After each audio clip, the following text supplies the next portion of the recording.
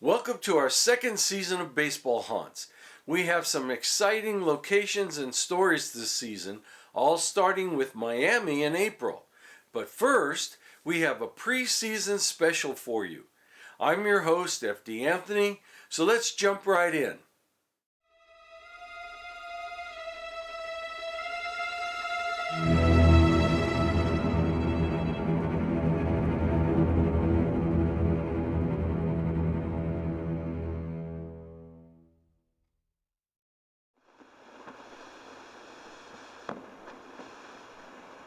Baseball and the paranormal.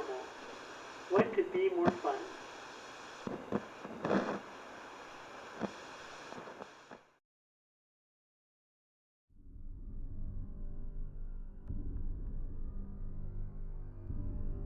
The Red Ghost rides, or should we say runs, into history as one of the most terrifying events of the Southwest. The many varied stories and sightings of this spectral creature brought fear and terror to those who crossed its path. And it all starts innocently enough with the U.S. Army and the Army Corps of Topographical Engineers.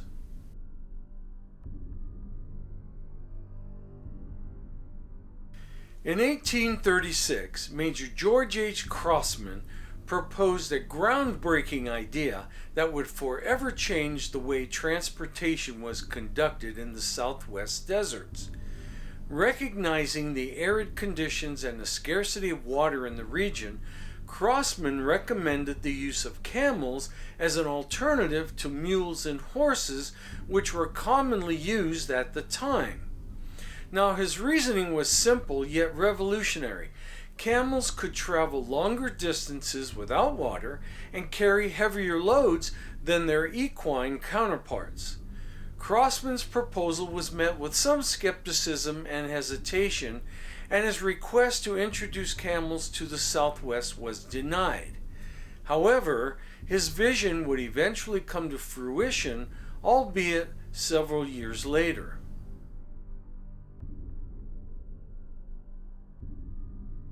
It wasn't until March of 1855, under the presidency of Franklin Pierce, Jefferson Davis convinced Congress to allocate $30,000 for the purchase of camels. This decision was made in recognition of the unique challenges posed by the arid and unforgiving desert terrain of the Southwest.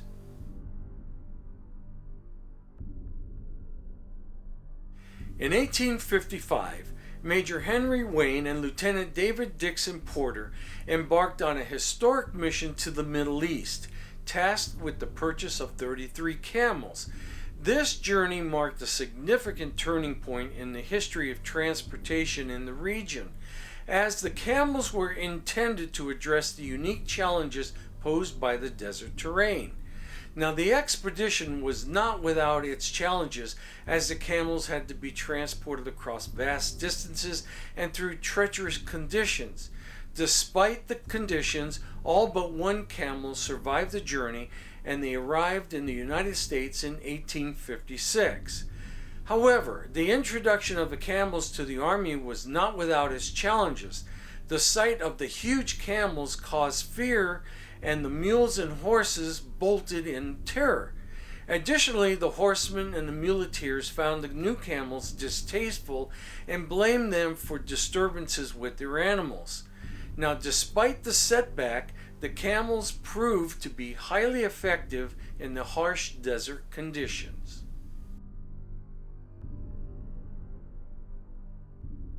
Lieutenant Edward F. Beale, a true believer in the potential of the camels, embarked on a groundbreaking journey in 1857. Assigned to survey a new travel route from New Mexico to California, Beale took 25 camels to prove their worth. The route he surveyed would later become the western half of the famous Route 66, a historic highway that stretches from Chicago to Santa Monica, California. Beale's journey was a resounding success, as he was convinced the camels were the solution to the transport problems the Army was facing.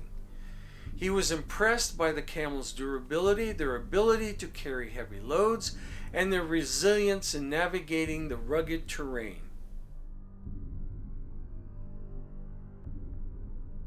Despite the undeniable benefits that camels brought to the American Southwest, there was a dark side to the introduction. The cowboys and the muleteers, who were accustomed to working with horses and mules, often treated the camels with cruelty and disdain. Now, camels, with their unique physiology and temperament, required a different approach to handling and care. However, many of the cowboys and muleteers were unwilling or unable to adapt to these differences. Despite the efforts of individuals like Lieutenant Beale, who recognized the value of the camels and treated them with respect, the mistreatment by the cowboys and muleteers persisted. This ultimately contributed to the decline of the U.S. Camel Corps and the eventual abandonment of the use of camels in the Southwest. Now, as the nation teetered on the brink of civil war, tensions between the camel handlers and the camels themselves reached a boiling point. The animosity toward the camels, which had been simmering for some time, grew into open hostility. The muleteers, who were responsible for the care and handling of the camels, were particularly incensed by the camels' behavior. The camels, sensing hostility and mistreatment from their handlers, became increasingly difficult to manage and control. They began to exhibit behaviors such as spitting and kicking, which further enraged the muleteers and the cowboys. This led to reprisals, with many of the camels being badly beaten and scarred from whippings. These actions were a stark departure from the treatment the camels were accustomed to. In their native lands, camels were highly valued and respected animals, and they were treated accordingly. The mistreatment of the camels by the muleteers and the cowboys was not only cruel and unjust, but it also undermined the effectiveness of the camels as pack animals. A fascinating historical side note to all of this is that camels are actually native to North America. These remarkable creatures roamed the continent for several million years before the arrival of humans. They are well adapted to the diverse landscapes and climates of North America. However, camels began to migrate to the Eastern Hemisphere, where they're known to live today. Now, the irony of this historical fact is not lost on us. Camels, which were once native to North America, were reintroduced to the continent in the 19th century, only to be met with brutality and mistreatment by humans.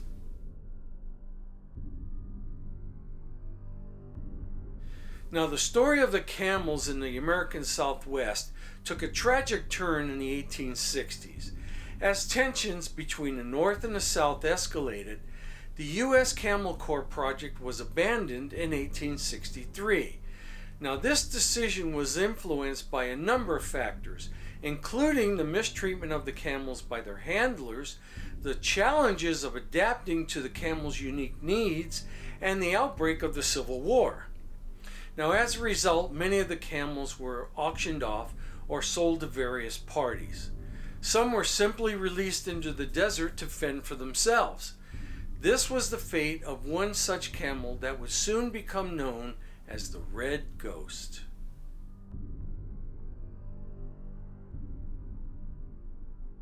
The origins of the Red Ghost remain shrouded in mystery.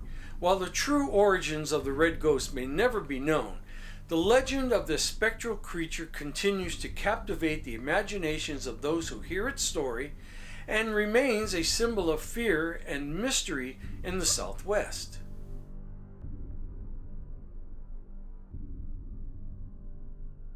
One of the many stories surrounding the Red Ghost begins with a tragic event. According to this tale, the Red Ghost was once a traveler who fell victim to a robbery. The perpetrators, in a cruel and heartless act, strapped the traveler to a camel and left him to starve and die of thirst in the desert.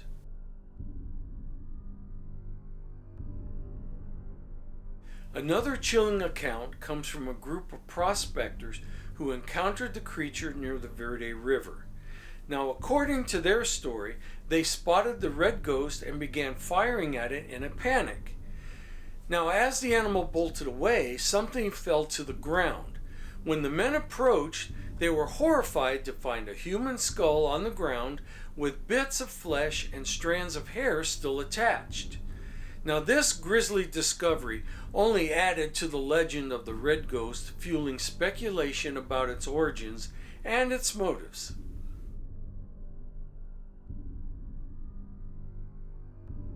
Days after the initial sighting of the red ghost, another encounter was reported by a freighter who had stopped his wagons for the night. Now, this freighter described a terrifying scene which may have been influenced by a combination of drunken hallucination and certainly exaggeration.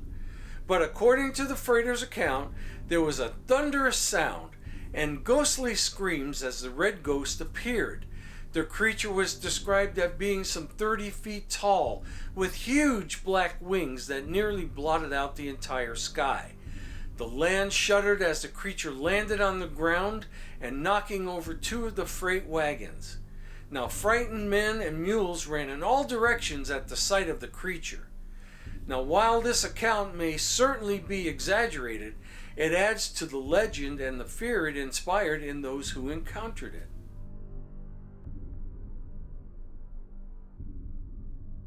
The following morning after the freighter's encounter, large footprints were found near the overturned wagons, along with some red hair that was stuck to the wagons. In another fanciful account, the red ghost was said to have killed a grizzly bear and eaten it. Now, this added to the creature's reputation as a fearsome and powerful being.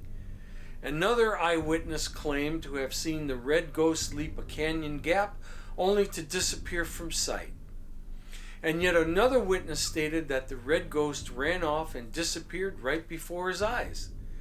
Now, despite the varying accounts and the possibility of exaggeration and hallucination, there was one detail that the witnesses all agreed on.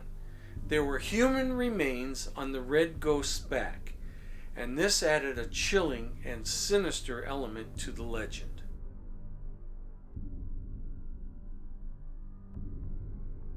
One of the last known episodes of a violent encounter with the red ghost occurred at Eagle Creek in 1883.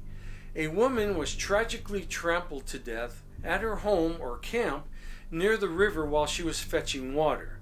Now, this incident was one of the final documented encounters, adding to the legend and fear surrounding the creature.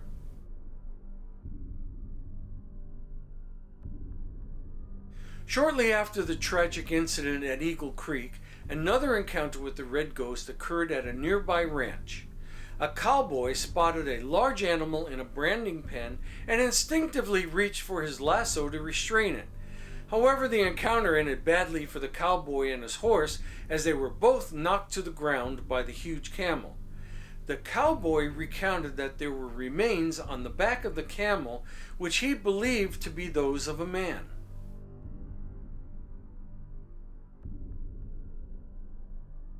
In the early 1890s, the red ghost met its unfortunate end when a man named Mizu Hastings shot the camel from a window of his cabin. After shooting the camel, he went out to examine the animal. He found the camel to be all scarred up with several strands of leather straps embedded in its skin. There were no longer any human remains on the animal, as they had most likely been lost during the camel's travels. However, their story lives on as one of the most bizarre and frightening legends of the Old West.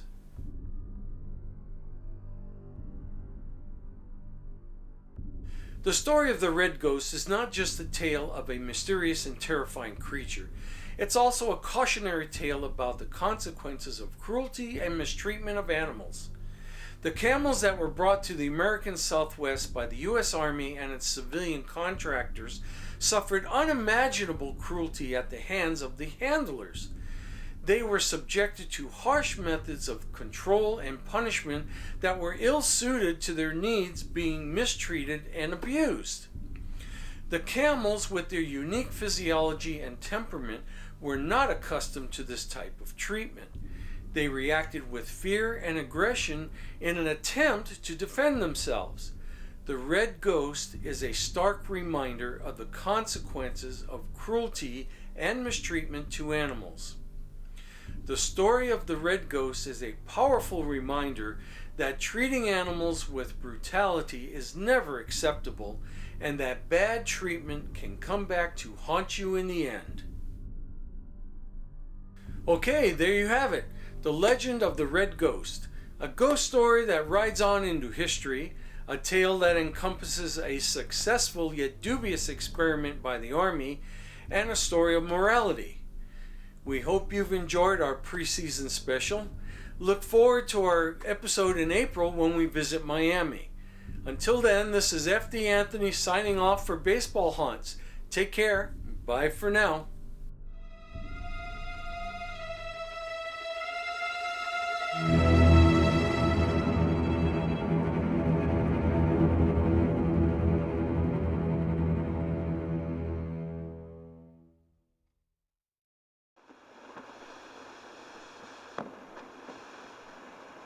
Baseball and the paranormal. What could be more fun?